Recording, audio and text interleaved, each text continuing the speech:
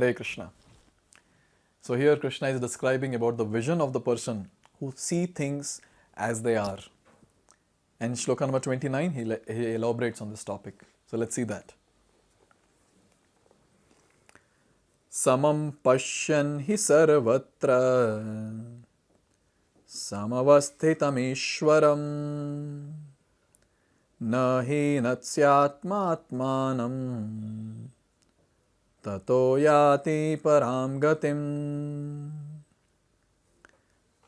Krishna is saying here that samam pashyan hi sarvatra samavasthitam ishwaram. So one who sees pashyan, one who sees whom? Ishwaram, super soul. Where samam hi sarvatra, equally present everywhere, in every living being. Such a person, na hinatsi atmana atmanam. Such a person will not degrade himself by his mind, atmana. Tataha, therefore, thus, yati param gatim. So such a person reaches param gatim, the transcendental or supreme destination. So here it is said that the one who sees the super soul everywhere, such a person will not degrade himself, because of the culprit, the mind. And such a person will move towards or march towards the transcendental destination, that is back home, back to Godhead. Here in the last line, the purport, it said, the mind is generally addicted to the sense gratifying processes. So this is what is the block that is there. Our mind is tuned for doing sense gratification. From many, many lifetimes, this mind has been with us, because the subtle body and the soul, they always travel together. Only when the person gets liberated, the subtle body is removed. But till then, when it comes to soul transmigration from one body to another, the subtle body will keep moving from one body to another with the spirit soul, and super soul accompanies them. Now here we need to understand that from many, many lifetimes, we have been doing only one thing, and that is sense gratification to the core. That's what we have been doing. And all those impressions of sense gratification are there on the mind. So what does mind hanker for? All the time, every moment, I'm sure all of us have experienced this. Every moment the mind hankers for only one thing. How can I do better sense gratification? And in the entire age of this, the modern age, everyone is just hankering for that. Trying to find out new means and devices. For what? For doing sense gratification. Be it eating, or be it sleeping, be it mating, or be it defending. In all the four basic things which the animals also do, we human beings in this age of Kali Yuga are trying to find what? Trying to find different ways, different angles of enjoying the same thing to do better sense gratification. So in this way, the mind has got these impressions, and these mind will actually degrade the person. Because ideally, what should be done? We should stop sense gratification and take up selfless devotional service. But the mind will always act like a block. And the mind will block the person, will act like an obstacle and will just block the person's way towards Krishna consciousness.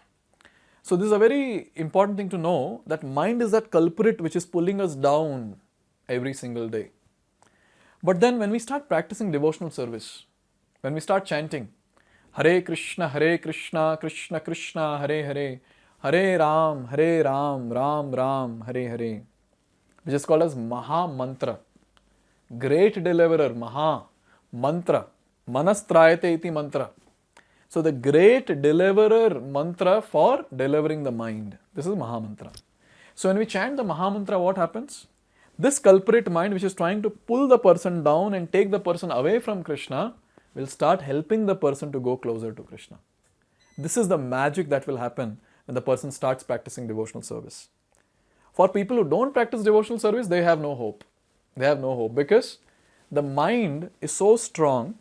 Krishna is telling in 6th chapter, Chanchalam himana Krishna pramati balavadradam tasyaham nigraham manye vayor eva sudushkaram. Arjuna is saying that mind is really strong. It is as strong as the wind. It cannot be controlled. So mind is very strong. And with that strong mood, the mind will force the person to do sense gratification. But when we do devotional service, at that time we become strong, the soul becomes strong, and the mind has to cooperate with the soul now. Or to be more precise, the intelligence becomes strong and the mind should abide by what the intelligence is saying.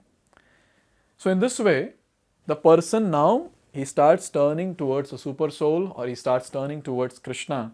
He starts aspiring to go back home, back to Godhead. And another thing that is very important to understand, here Prabhupada is saying, the living entity, by accepting his material existence, has become situated differently than in a spiritual existence. This is what has happened. We have accepted this material existence, and mind is the element, one of the elements in this material existence. And what is happening? We are behaving completely weird. We are spirit souls, but we are completely convinced that I am matter, and we are behaving accordingly. We are supposed to be always happy, but then why do we get distressed then? Because we have accepted something that is material, and we are subscribing to it fully, and we are behaving accordingly. That's what is happening. But if one understands that Supreme is situated in his Paramatma manifestation everywhere, that is, if one can see the presence of Supreme Personality of Godhead in every living thing, he does not degrade himself by a destructive mentality. He therefore gradually advances to the spiritual world. How can a person advance? When a person starts practicing devotional service, at that time, by the mercy of the Supreme Lord Sri Krishna, his pure devotees, what happens?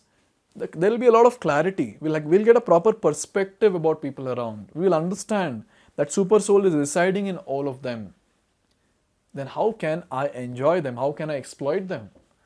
And everything that is there around, everything, Super Soul is there. Andantarasta paramanu chayantarastam. Lord has entered in each and everything here. So when we start seeing all that, then we'll understand, everything belongs to Lord. So I cannot do sense gratification then. So as soon as a living entity comes to this conclusion that, I cannot do sense gratification because everything belongs to the Lord, he understands that, I have to use all these things in service of the Lord. And then, whatever remnants are there, that I can use for myself to maintain the body and soul together. In this way, the tendency of sense gratification will be going down, and the person will start advancing spiritually when he starts seeing Super Soul everywhere. And when can he see the Super Soul everywhere? When can he get this clarity? When he is practicing bhakti very nicely, every single day. Now Krishna is not ending here. Krishna is going to continue this theme. He is going to tell us more about the vision of the person who sees things as they are. So let's see that in the next video. Hare Krishna. Hare Krishna, Krishna Krishna.